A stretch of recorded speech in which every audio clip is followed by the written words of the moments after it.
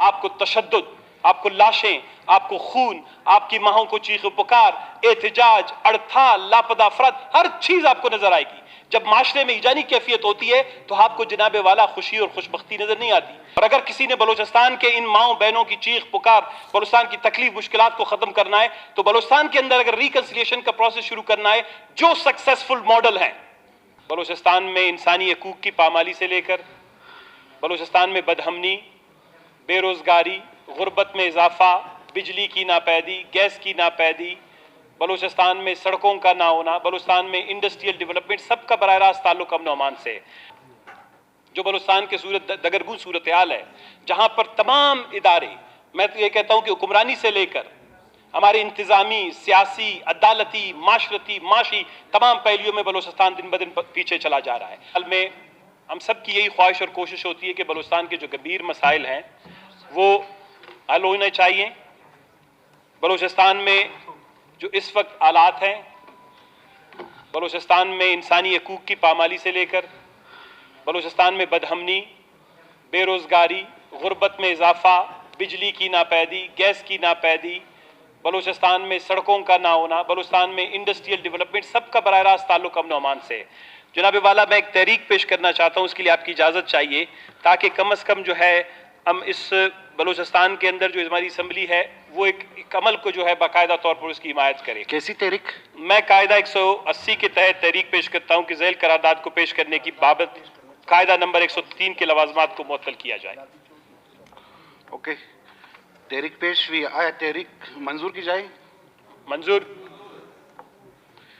तहरीक मंजूर हुई। सर, मैं तहरीक लिहाजा सना बलोच साहब अपनी करारदाद पेश करें। ये ईवान ये तहरीक पेश करता है कि बलूचिस्तान में गुर्बत के खात्मे, कुदरती वसाइल से इस्तेफादा, इंसानी हकूक की तशवीशनाक सूरत हाल में बेहतरी, अच्छी हुक्मरानी, देरपा क़याम अमन के लिए वफाकी हुकूमत और तमाम मुतल्लिका इदारे बलूचिस्तान में मुसल्लत यानी रिकन्सिलिएशन के अमल को रस्मी और मुस्तकिल बुनियादों पर दवाम दें। बलूचिस्तान के मसाइल का हल बंदूक नहीं बल्कि बातचीत में है। पूरी दुनिया में कौमी तनाज़ात को सियासी व जमहूरी तरीके से ट्रुथ एंड रिकन्सिलिएशन के आलमी और मुसल्लमा उसूलों के तहत हल किया गया है। लिहाजा बलूचिस्तान के तनाज़े को हल करने के लिए वफाकी हुकूमत ट्रुथ एंड रिकन्सिलिएशन क़याम को मुमकिन बनाए, को कायम करे। करारदाद पेश हुई।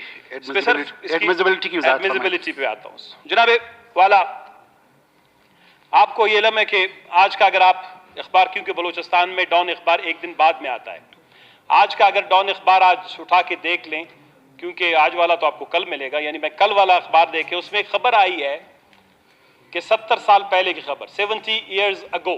मैंने सुबह उठते ही जब चाय पी रहा था तो डॉन पढ़ रहा था, तो मैंने ट्वीट भी किया।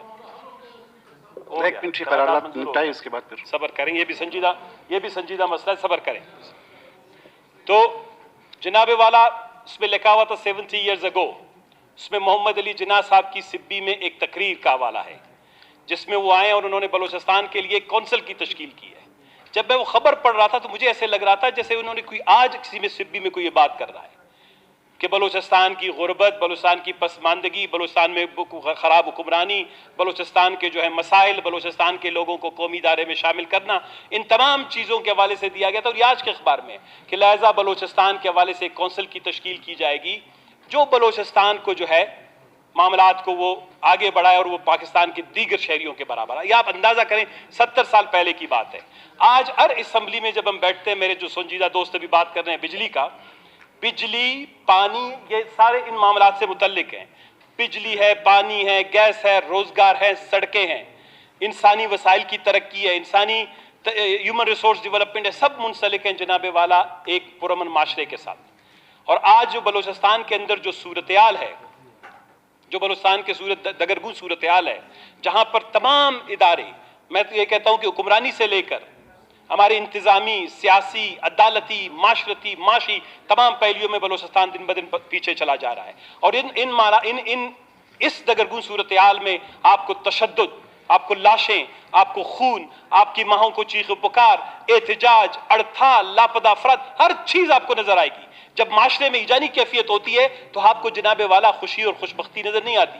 तो इस सूरत-ए-हाल से निकालने के लिए दुनिया के अंदर जनाबे वाला मुसल्लमा कवानीन है जिनके तहत ट्रुथ एंड रिकंसिलिएशन के प्रोसेस को सपोर्ट किया गया है।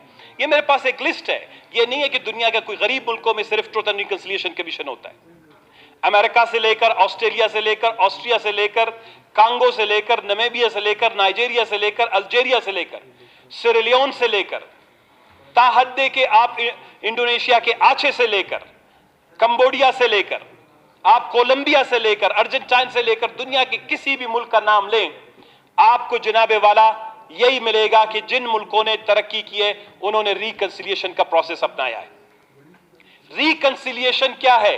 रिकंसिलिएशन यह है कि जो मसला आप बंदूक के जरिए से हल करना चाहते हैं वही मसला आप बातचीत के जरिए से हल करना करेंगे, और वो पॉलिटिकल लीडरशिप को आपको सबको जो है, तो ये जनाबे वाला हम ये समझते हैं कि ये बात बलोचिस्तान के हवाले से आपको याद होगा, पाकिस्तान में 2007 में एक नेशनल रिकंसिलिएशन ऑर्डिनेंस जारी हुआ, लेकिन बदकिस्मती ये थी कि क्योंकि वो बड़ा सेलेक्टिव सा रिकंसिलिएशन प्रोसेस था, नेशनल रिकंसिलिएशन ऑर्डिनेंस जिसमें सिर्फ एमक्यूएम के 25,000 के करीब जो सियासी कैदी थे या दूसरे कैदी थे उनको रिहा कर दिया गया, उनको छोड़ दिया गया, और पाकिस्तान में जो बहुत बड़ी अशराफिया है जिसने लूटमार की थी, जो कारखानेदार थे, सरमायादार थे, उनके पैसे माफ करते उसको रिकंसिलिएशन का नाम दिया गया।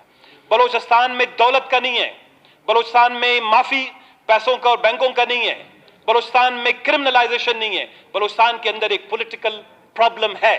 इस सियासी चैलेंज को, इस पॉलिटिकल प्रॉब्लम को हल करने के लिए आपको एनआरओ नहीं, आपको ट्रुथ एंड रिकंसिलिएशन के तर्ज पर जो है मामलात को आगे बढ़ाना है। करेंगे आप जी। 4 महीने से इधर ही थे, 1 मिनट रुक जाए, कंक्लूड कर लें। जनाब वाला, आपको याद होगा 11 जुलाई 2021 को बिजली ना करारदाद पास कर फिर बाद तो कप्पा वो यार बलूचिस्तान संजीदा। अभी आप लोगों ने इस करारदाद पर बात भी करनी है। 11 जुलाई 2021 को इमरान खान की साबिका हुकूमत ने एक रिकंसिलिएशन का प्रोसेस का अमल मुसलत का शुरू किया। जमहूरी वतन पार्टी के सरबराह को उन्होंने अपना स्पेशल असिस्टेंट मुकर्रर किया, लेकिन वो रिकंसिलिएशन का प्रोसेस आज तक सक्सेसफुल नहीं हुआ। इसलिए नहीं हुआ क्योंकि हम जब अब 4-5 साल से इन असम्बलियों में बैठे हैं तो हम ये समझते हैं कि जो बलूचिस्तान के मामलात को आगे बढ़ाने के लिए संजीदा रिकंसिलिएशन के प्रोसेस को आगे आना चाहिए।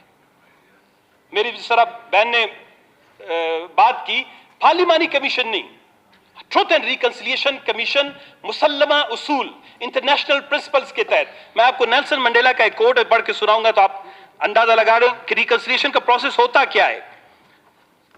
In the end reconciliation, Nelson Mandela जब जेल से रिहा हुआ, इतनी जद्दोजहद के बाद जो truth and reconciliation south Africa में हुआ, तो उसने कहा कि रिकंसिलिएशन का प्रोसेस है क्या? क्या ये किसी सेक्रेटरी के साथ, किसी सेक्रेटरिएट में, किसी छोटे से 4-5 पार्लिमानी मेंबरान के साथ बैठ के हुआ जाता है? नहीं। तो मैं सिर्फ बताना चाहता हूं कि अगर कोई बलूचिस्तान के साथ संजीदगी से बलूचिस्तान की रिकंसिलिएशन को प्रोसेस को शुरू करना चाहता है तो सिर्फ इन लफ्जों को समझना चाहिए। In the end reconciliation is a spiritual process, एक रूहानी अमल है, which requires a more than a legal framework। ये एक कानूनी फ्रेमवर्क से, दायराकार से हटकर है। It has to open in the hearts and minds of people। मुसल्लत का अमल एक रूहानी अमल है जो सिर्फ कानूनी तरीका से बढ़कर दर हकीकत दिलों की कुशादगी, रूहों की कुशादगी, एक दूसरे को कबूल करने का नाम है। और अगर किसी ने बलूचिस्तान के इन माओ बहनों की चीख पुकार, बलूचिस्तान की तकलीफ मुश्किलात को खत्म करना है, तो बलूचिस्तान के अंदर अगर रिकंसिलिएशन का प्रोसेस शुरू करना है, जो सक्सेसफुल मॉडल है 2008 में हमने इस पे लिखा था, हमने इस पे बात करते रहे हैं। इस वक्त भी जब हम भी नेशनल असेंबली में, ये एक बलूचिस्तान का कोर इशू है, ये बाकी सारे से रिलेटेड है। गुर्बत है, बिजली है, गैस है, पानी है, जिस तरह मेरे दोस्त मेरे इर्द गिर्द बैठकर बोल रहे हैं, ये सारा इसके आउटकम्स है, इसके कॉन्सिक्वेंसेज है। एक ईजानी माशरे में, एक जंगजदा माशरे में, एक बुतनाजा माशरे में आपको 24 घंटे बिजली नहीं मिल सकती। एक जंगजदा माशरे में अच्छा इंतजामी निजाम कायम नहीं हो सकता। एक जंगजदा माशरे में आपको इंसाफ नहीं मिल सकता। तो लहजा मैं ये समझता हूं जनाबे वाला, मेरे इस तहरीक का बुनियादी मकसद ये है कि अगर इन हालात में जहां पाकिस्तान इस वक्त $181 बिलियन, 47,000 अरब सिर्फ उसके बैरूनी कर्जे हैं, बाकी उसके 50,000 60,000 अरब के कर्जे, trillions of billions of dollars के मकरूज मुल्क, पसमानदगी इंतहा हो गई है, रात को पेट्रोल की कीमतें बढ़ा दी गई हैं, घी गरीबों के पहुंच से दूर है, तेल गरीबों के पहुंच से दूर है, आटा गरीबों के पहुंच से दूर है, एक सिर्फ गोली और बंदूक हमारे लोगों के पास रह गई है, चाहे हुकूमत के पास है या दूसरों के पास है। तो जनाबे वाला एक ऐसे माशरे में हुक्मरानों को चाहिए कि संजीदगी से बलूचिस्तान के मामले को समझें और बजाय एक कमजोर रिकंसिलिएशन कमीशन जिस तरह जुलाई 2021 में हुआ, नहीं, मैं ये समझता हूं कि पाकिस्तान के सबसे ज्यादा काबिल एतबार लोगों पर मुश्तमिल ट्रुथ एंड रिकंसिलिएशन कमीशन बनाई जाए, जिसमें पावर शेयरिंग का इशू है, जिसमें गवर्नेंस का शुरू इशू है, जिसमें इकोनॉमिक इश्यूज हैं, जिसमें रिसोर्सेज का इशू है, जिसमें इक्वलिटी का इशू है, जिसमें बिजली बराबरी की बुनियाद पर देने का इशू है। ये सारी चीजें उस रिकंसिलिएशन, तब जाके इक्वलिटी। और मैं क्या सुलह अदीबिया से लेकर मेरे पास वो मिसालें पढ़ी हैं, मैं रात को पढ़ रहा था, तो I was writing a paper for some international newspaper. Conclude जनाब